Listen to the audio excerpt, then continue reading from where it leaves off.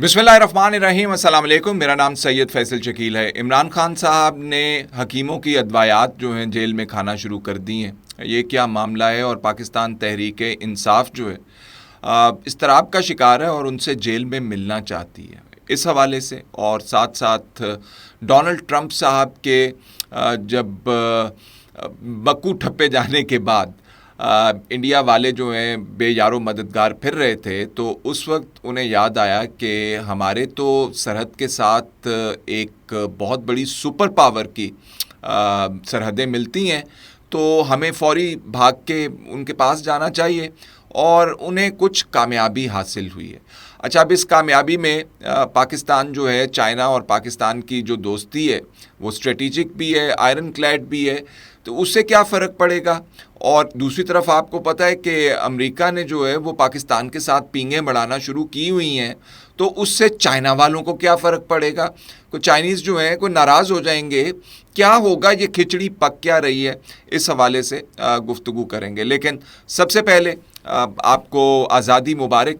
और 78वां ये साल है। क्या हमने खोया, क्या हमने पाया, ये आप इससे अंदाज़ा बड़ी अच्छी तरह लगा सकते हैं कि आज भी जो हम बातें कर रहे हैं वो मुल्क के अंदर यकजहती के हवाले से कर रहे हैं कि हम सबको एक होना चाहिए। और ये सियासी लेवल के ऊपर तो बहुत ही ज़्यादा यकजहती की ज़रूरत है, क्योंकि अगर आपके मुल्क के अंदर डिविजन्स होंगी, लोग लड़ रहे होंगे, एहतजाज हो रहे होंगे, तो फिर मामलात जो हैं इकॉनमी के भी गड़बड़ होंगे, वैसे ठीक नहीं हो सकते। तो इस हवाले से आपको पता है कि तमाम लीडरान ने, जिसमें शहबाज शरीफ साहब हैं, उनके साथ सदर पाकिस्तान साहब हैं आसिफ अली जरदारी साहब, और साथ साथ chief of field marshal general Asim Munir साहब ने भी ये बात की है कि यकजहती की ज़रूरत है पाकिस्तान को, इस वक्त इंतशार की नहीं, एहतजाज की नहीं। तो जो मामलात सबसे पहले चाइना और इंडिया के हवाले से आपके गोश गुजार करने हैं, उसमें अहम ये है कि मंडे वाले दिन, ये कमिंग मंडे, जो चाइनीज़ फॉरेन मिनिस्टर हैं वो तशरीफ़ लाएंगे इंडिया के अंदर और वहाँ पे मुलाकात होगी। और मुलाकात के एजेंडे के ऊपर अभी तक जो सबसे बड़ा एजेंडा आइटम गर्दाना जा रहा है वो दोनों ममालिक के दरमियान तिजारत है। अब तिजारती मामलात जूँ जूँ बेहतर होते हैं किसी दो ममालिक के दरमियान, तो उनकी आपस के अंदर दोस्ती भी गहरी होती चली जाती है, इसमें कोई अचंभे वाली बात नहीं है। तो मोदी साहब को तो अब इस वक्त बहुत ज़्यादा ज़रूरत है कि वो ये दिखा सकें कि उनकी फॉरेन पॉलिसी का कोई जुज़ जो है वो बेहतर है या ठीक है, क्योंकि पूरी दुनिया के अंदर से उन्हें कहीं से हिमायत नहीं मिली। और पाकिस्तान से मार खाने के बाद तो बिल्कुल ही अमेरिका ने उनको जूते की नोक के ऊपर रखा, और उसकी काफ़ी सारी वजूहात इकट्ठी मिल गई, जिसमें मोदी साहब की सियासी मजबूरी थी, जिसके तहत वो ये कहते थे कि नहीं नहीं नहीं नहीं, डोनाल्ड ट्रंप ने तो कुछ नहीं किया, ये तो दोनों ममालिक का मामला था, जंगबंदी तो उनके कहने के ऊपर थोड़ी हुई, हमें थोड़ी मनाया गया, हमें थोड़ी कहा गया, हमने थोड़ी उनको कहा।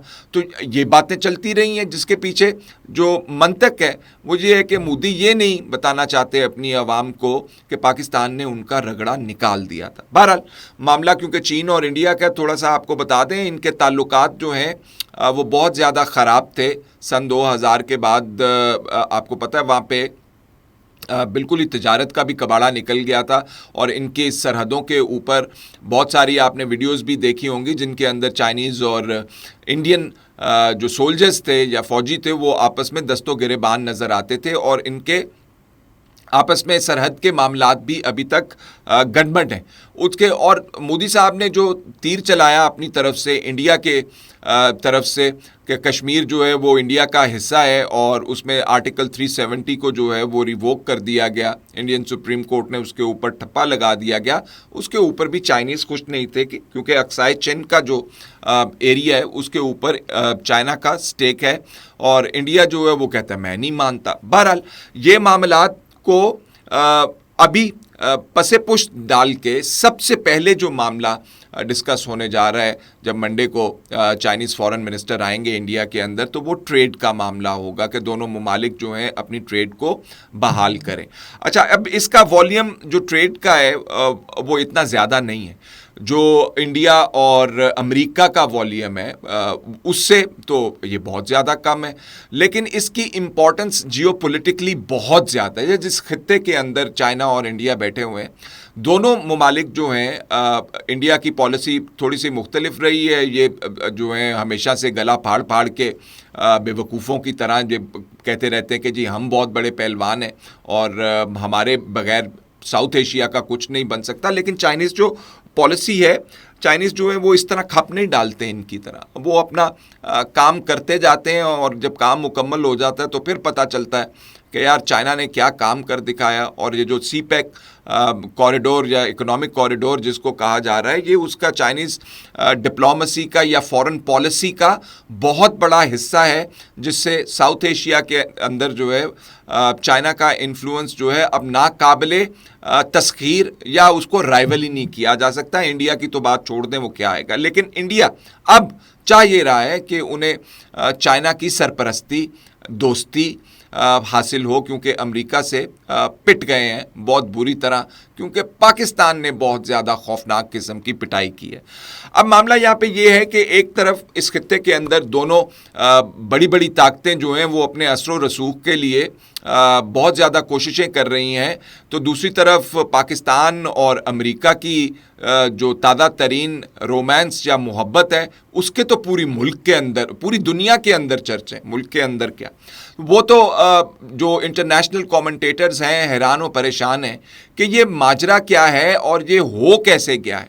लेकिन माजरा आपको पता है कि अब अमेरिकन्स जो हैं वो इंडिया के ऊपर यकीन नहीं रखते हैं, वो समझते हैं कि ये पेपर टाइगर है, एवी उमी का शेर बना फिर रहा था, पल्ले इसके कुछ नहीं है। मिलिट्री इक्विपमेंट, मिलिट्री हार्डवेयर और टेक्नोलॉजी, इलेक्ट्रॉनिक वॉरफेयर टेक्नोलॉजी, सब की सब इनकी एक कोई मलगूबा है बहुत बुरा सा।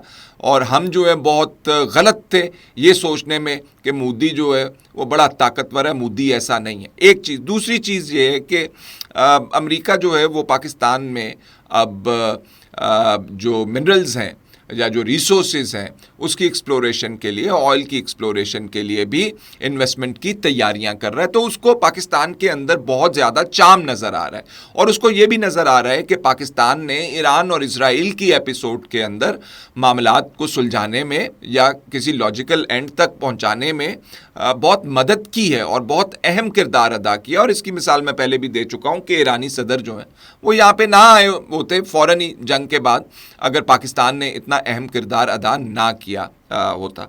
तो अब असल सवाल जो है हमारे लिए सोचने वाला वो ये है कि अगर इंडिया और चाइना एक दूसरे के करीब आ जाते हैं और अमेरिका और पाकिस्तान की कुर्बतें बढ़ जाती हैं, तो फिर हमारी चीन से दोस्ती तो गई, तो चीन तो दूसरा दोस्त तलाश कर लेगा, या फिर अमेरिका की कुर्बत की वजह से चाइना जो है इंडिया से ज़्यादा दोस्ती कर लेगा। तो इसमें जो कहा जा रहा है वो कहा जा रहा है कि देखें, चाइना और पाकिस्तान की जो दोस्ती है वो all weather iron clad friendship है।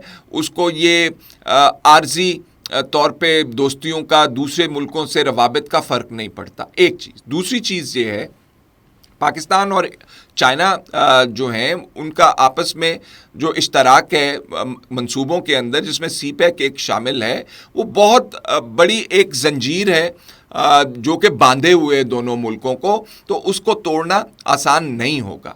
और तीसरी बात यह है कि चाइना को ये बात मालूम है कि पाकिस्तान के अपने इंटरेस्ट्स हैं, पाकिस्तान को मुआशी तौर के ऊपर तरक्की करना है, पाकिस्तान को दूसरे ममालिक के साथ अपने रवाबित भी बढ़ाने हैं, और डिप्लोमेसी के मैदान के अंदर उनको बेहतरीन जो ममालिक के साथ फ़ायदा पहुंच सकता है वो अपने रवाबित कायम कर सकते हैं। लेकिन जो स्ट्रेटिजिक चाइना और पाकिस्तान की शराकत दारी है उसका ना तो अभी तक कोई तोड़ आ सका है और ना ही कोई जोड़ साबित हो सका है। तो वो अपनी जगह पे मौजूद है और मोदी साहब को ये ज़रूर डिसअपॉइंटमेंट होगी अगर उन्होंने चाइना को उस आंख से देखने की कोशिश की कि कल को हम पाकिस्तान के ख़िलाफ़ जो है चाइना को भी इस्तेमाल कर सकते हैं। ऐसा नहीं हुआ। चाइनीज़ जो हैं समझदार लोग हैं और मोदी साहब को और इंडियंस की पॉलिसी को बहुत अच्छी तरह जानते हैं। अच्छा जी, अब जो मामला है इमरान खान साहब की दवाइयों का, आपको पता है हाल ही के अंदर उनकी एक एग्जामिनेशन हुआ है जिसके अंदर पिम्स के डॉक्टर्स जो थे, डॉक्टर आसिम भी थे उसके अंदर, उन्होंने उनका मुआयना किया था जिसमें आँख, कान, ना और दांत और उनके दीगर हेल्थ के हवाले से उनके टेस्ट भी हुए थे। तो उनको सेहतमंद बिल्कुल करार दिया था। तो अगर वो बिल्कुल सेहतमंद हैं तो फिर ये हकीम साहब की दवाई खाने की क्या ज़रूरत पड़ गई। तो जो ताज़ा तरीन जियो की खबर है उसके मुताबिक बुशरा बीबी इमरान खान साहब को माइल कर रही हैं कि आपको जो है ना ये दूसरी दवाइयों की जगह जो है ना ये हकीमों की अदवायात जो हैं वो खानी चाहिए, ये बड़ी ज़बरदस्त होती हैं। और बुशरा बीबी के कहने के ऊपर वो हकीमों की दवाई की तरफ राग़िब हुए।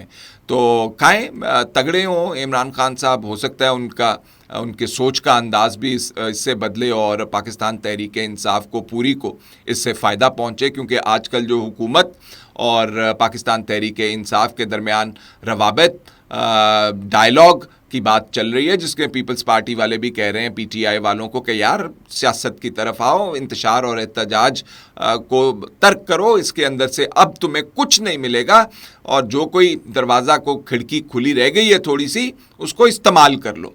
तो अब पीटीआई के जो रहनुमा हैं वो तज़ब्ज़ुब का शिकार हैं। अंदर जो है वो लड़ाई चल रही है। बैरिस्टर गौहर साहब को ताने दे रहे हैं लोग कि तुम जो है वो ट्रेटर हो, तुम तो इमरान खान को तुमने धोखा दे रहे हो तुम। तो अभी इमरान खान साहब को धोखा क्या देना है, इमरान खान साहब से तो बात ही नहीं हुई। तो जो बात की जा रही है वो ये की जा रही है कि इमरान खान साहब के साथ ये केस कैसे प्रेजेंट किया जाए कि जनाब आला तमाम दरवाजे जो हैं वो बंद हो गए हैं, आहनी ताले लगे हुए हैं उनके ऊपर, चटखनियाँ जो हैं वो चढ़ा दी गई हैं, ये दरवाज़ा खुला है। तो आप हमें इजाज़त दें कि हम पार्टी को जो है इस मुसीबत में से निकाल लें। लेकिन इमरान खान साहब क्या करेंगे, मेरा ख्याल है इसके ऊपर आप मुझसे बेहतर जानते हैं। इमरान खान साहब ये नामुमकिनात में से है और अगर इमरान खान साहब ये कर दिखाएं तो मेरा ख्याल है पाकिस्तान तहरीक इंसाफ के लिए बहुत सारी मुमकिनात या बहुत सारे ऑप्शंस जो हैं वो खुल जाएंगे। फ़िलहाल इतना ही, इजाज़त दीजिए, अल्लाह हाफ़िज़।